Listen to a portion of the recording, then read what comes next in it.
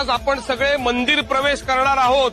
हे काळाराम मंदिर सार्वजनिक आहे. अनेक वर्ष या उच्चवर्णीय हिंदूंनी आपल्याला माणुसकीच्या हक्कांपासून दूर ठेवलं. कुत्र्या मांजरापेक्षाही हीन वागणूक त्यांनी आपल्याला दिलेली आहे.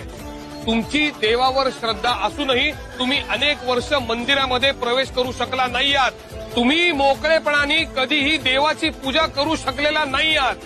परंतु आता आपण शांत बसायचं नाहीये. जीव गेला तरी अस्पृश्य मंदिरात प्रवेश करू शकणार नाही.